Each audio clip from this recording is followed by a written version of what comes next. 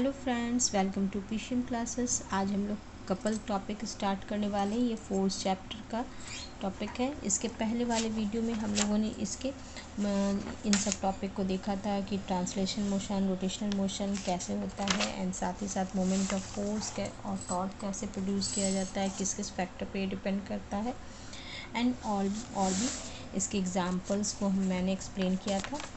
अब इस वीडियो में हम लोग देखेंगे कपल कैसे रोटेशन प्रोड्यूस करता है। तो जब कोई भी सिंगल फोर्स एक्ट करता है किसी बॉडी पे, पाइवोटेड बॉडी पे, तो ये रोटेशन उसमें कम्प्लीटली वो उसको रोटेट नहीं कर सकता है।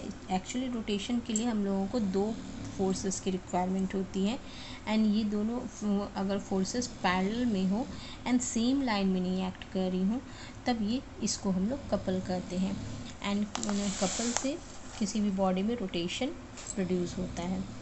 इसका एग्जाम्पल है, सिंपल एग्जाम्पल हम लोग देखते हैं इस तरह के कपल का जो कि हम लोग डेली लाइफ में यूज़ करते हैं, जैसे किसी टैप को ओपन करने के लिए, बॉटल के लीड को ओपन करने के लिए, लॉक एंड की हो गया। इसी तरह कार के स्टीयरिंग व्हील है, इसको हम लोग जो रोटेट करते हैं, ये सब कहीं ना कहीं कपल का एग्जाम्पल है।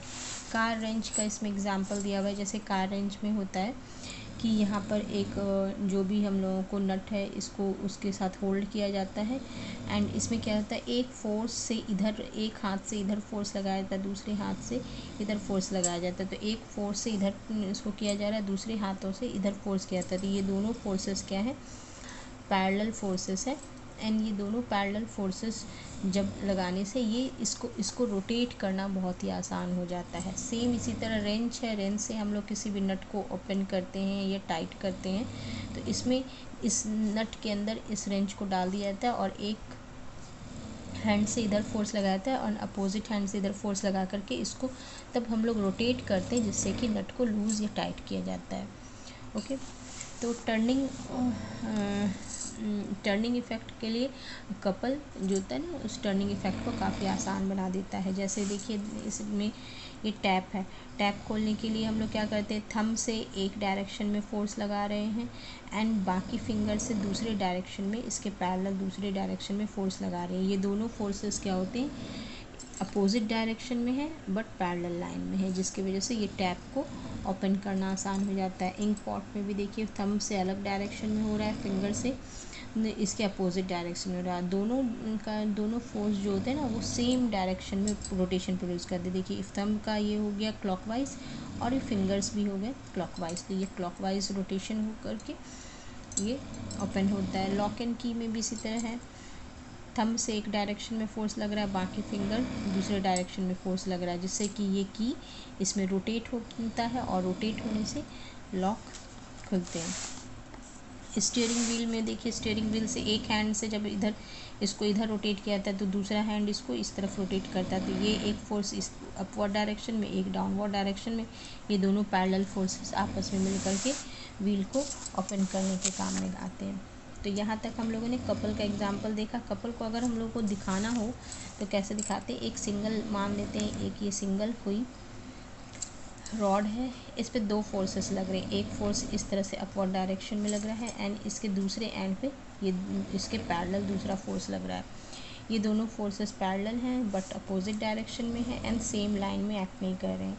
अच्छा, ये क्वेश्चन यहाँ पर ये देख लीजिए, लास्ट इस ईयर 2025 में सेम यही आपको लाइन से क्वेश्चन इराइज कर दिया गया था। ये MCQ में क्वेश्चन था और ये इसका डेफिनेशन दिया हुआ था और इसे बताना था कि ये क्या होगा, कपल है कि क्या है। तो इसका ऑप्शन कपल होता है क्योंकि एग्जैक्ट डेफिनेशन को ही MCQ बना दिया गया था। ठीक है, नेक्स्ट है हम लोग क्या देखे थे, हाँ हम लोग देखे थे कपल का। तो इसमें ये दोनों इसके कपल आर्म होंगे, ठीक है। और ये अगर इन दोनों फोर्सेस के बीच का डिस्टेंस हम लोग मान लेते हैं D है, D या R कुछ भी ले सकते हैं, तो कपल इक्वल टू क्या होता है, कपल इक्वल टू होता है ईच फोर्स, दोनों फोर्स इक्वल है इसलिए हम लोग कोई भी ईच फोर्स ले सकते हैं, इनटू इन दोनों के बीच का डिस्टेंस तो D, तो ईच फोर्स F है इनटू डिस्टेंस D, तो ये दोनों मिल करके कपल बनाते हैं। कपल का ये मोमेंट ऑफ फोर्स हो गया, moment of force of couple F into D।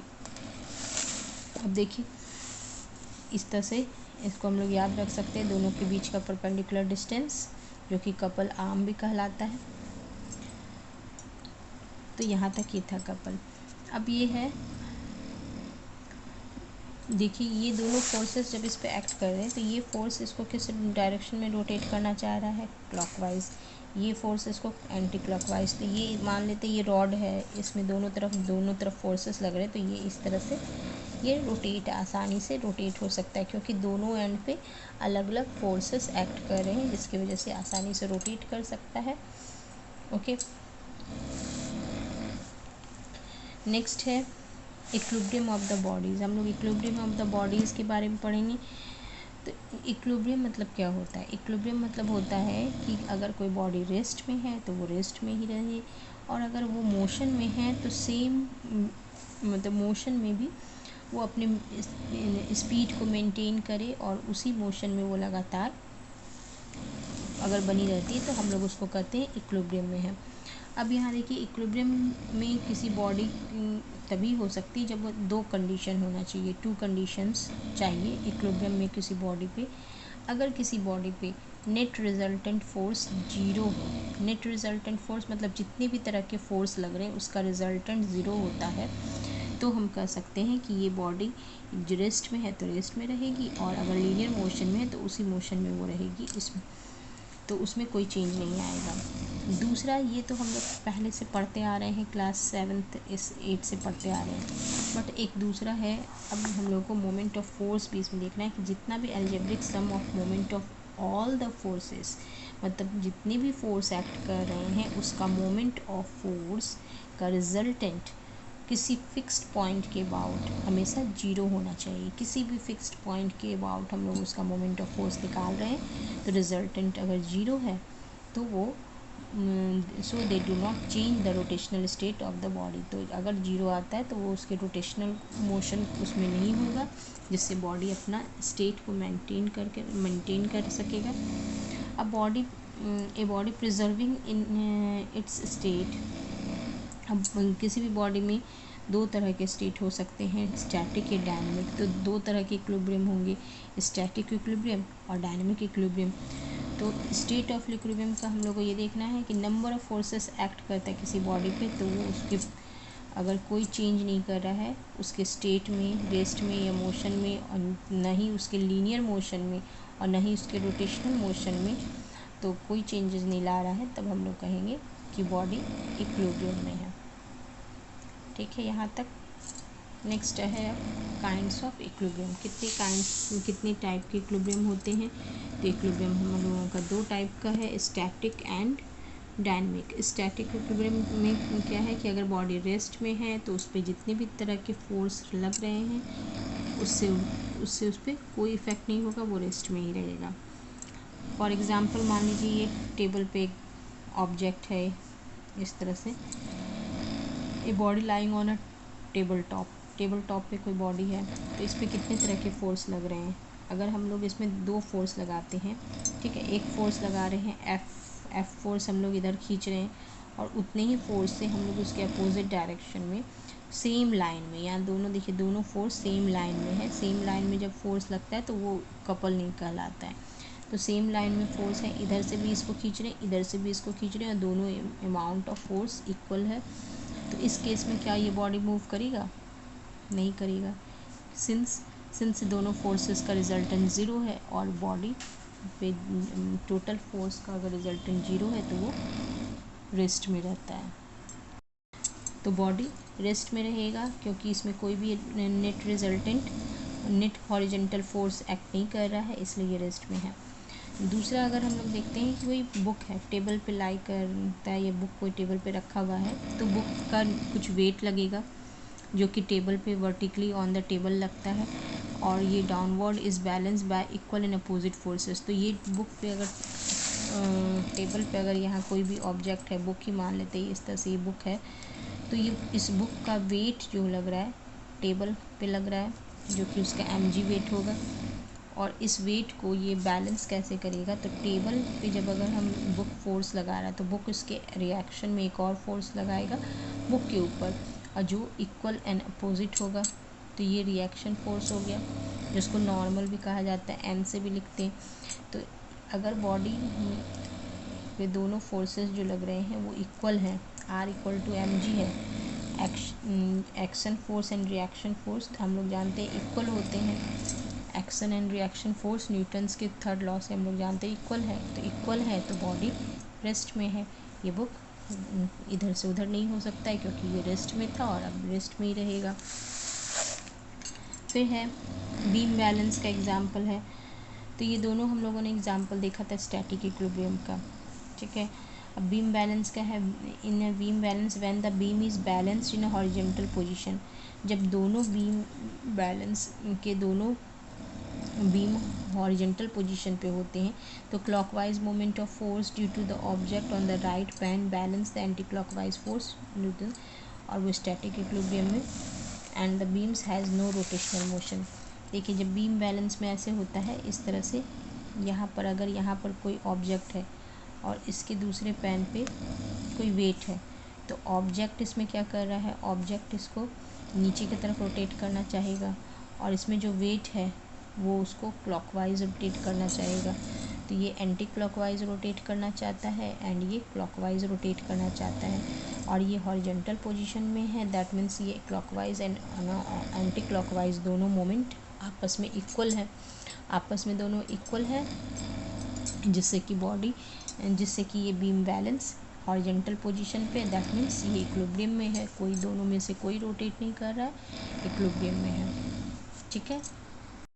अब हम लोग आते हैं डायनेमिक इक्विलिब्रियम में। डायनेमिक इक्विलिब्रियम में होता है कि अगर बॉडी मोशन के स्टेट में है, चाहे वो रोटेशनल हो या ट्रांसलेशनल मोशन हो, दोनों स्टेट में अगर इस पर बहुत सारे फोर्सेस एक्ट कर रहे हैं लेकिन दोनों सारे फोर्सेस का रिजल्टेंट ज़ीरो है, तो ये डायनेमिक इक्विलिब्रियम कहलाएगा। जैसे कि कोई रेन ड्रॉप है, रेन ड्रॉप जब अर्थ पे पहुंचती है, जब ये अर्थ पे पहुंच रही होती है तो इसका वेलोसिटी कांस्टेंट हो जाता है।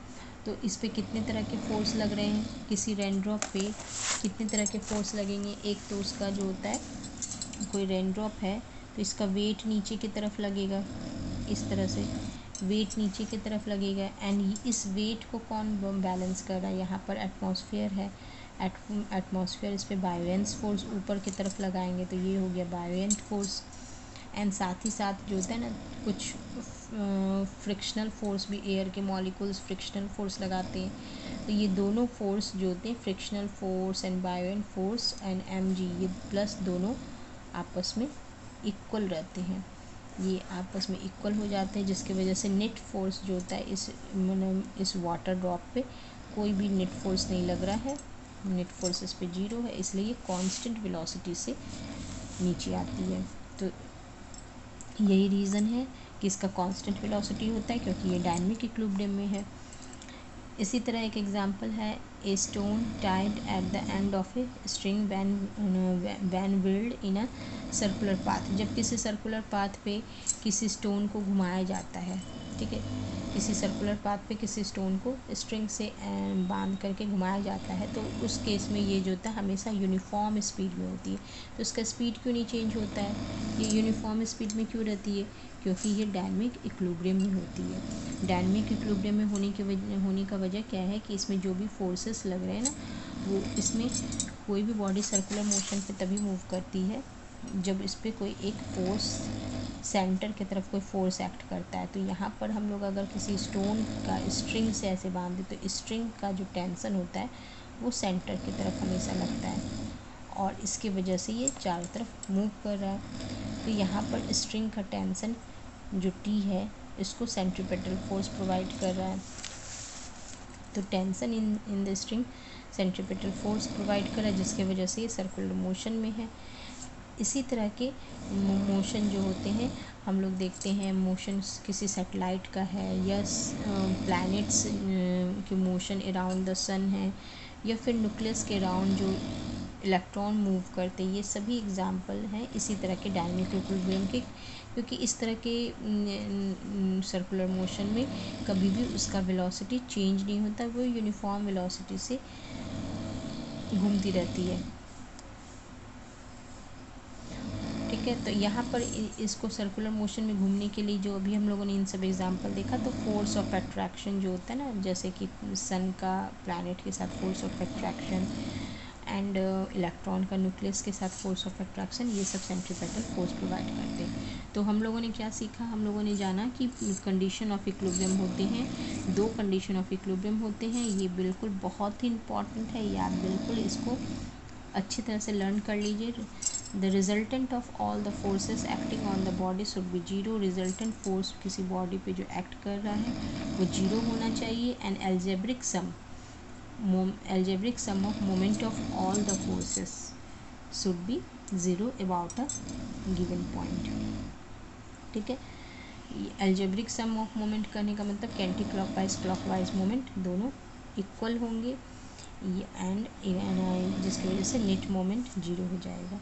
तो प्रिंसिपल ऑफ मोमेंट्स क्या होता है, when several forces act on a pivoted point. अगर एक पाइवोटेड बॉडी पे बहुत सारे फोर्सेस एक्ट कर रहे हैं तो वो क्या करना चाहेंगे, वो उसको घुमाना चाहेंगे। It about an axis passing through the pivotal point, the resultant moment of all the forces। किसी अगर हम लोग जिससे ना उस पाइवोटेड पॉइंट के अलोंग जितने भी रिजल्टेंट मोमेंट बन रहे हैं उन सभी का हम लोग एल्जेब्रिक सम निकालते हैं। तो हम लोगों को उस जो एल्जेब्रिक सम निकालने के लिए हम लोगों को हर एक फोर्स का मोमेंट ऑफ फोर्स कंसिडर करना होगा। ये प्रिंसिपल ऑफ द मोमेंट और प्रिंसिपल ऑफ द मोमेंट्स क्या कहता है, if the algebraic sum of moments of all the forces acting on the body about the axis of rotation is zero, तो body equilibrium में होगी। मतलब अगर body को कहा जा रहा है कि वो इक्विलिब्रियम में है, तो हम लोगों को ये मान के चलना है कि इसमें जितने भी क्लॉकवाइज मोमेंट होंगे और जितने भी एंटी क्लॉकवाइज मोमेंट होंगे वो दोनों आपस में इक्वल होंगे एंड दोनों अपोजिट होंगे, क्योंकि दोनों एक क्लॉकवाइज एक एंटी क्लॉकवाइज है, तो ऐसे ही अपोजिट हो गया। ठीक है, तो इसका वेरिफिकेशन हम लोगों को नहीं पढ़ना है, वेरिफिकेशन इसका नहीं आता है। एंड इस तरह से हम लोगों का ये ख़त्म हो गया, चैप्टर एंड हो गया। इसका एक एग्ज़ाम्पल हम लोग न्यूमेरिकल्स देखेंगे। इसके नेक्स्ट वीडियो में हम लोग न्यूमेरिकल्स देखेंगे। और अगर वीडियो पसंद आया है तो शेयर कीजिए अपने दोस्तों के साथ। एंड मुझे आगे किस चैप्टर का न्यूमेरिकल्स चाहिए या आगे का कोई चैप्टर का आपको वीडियो चाहिए, ये भी मुझे कमेंट सेक्शन में बताइएगा। Till then bye.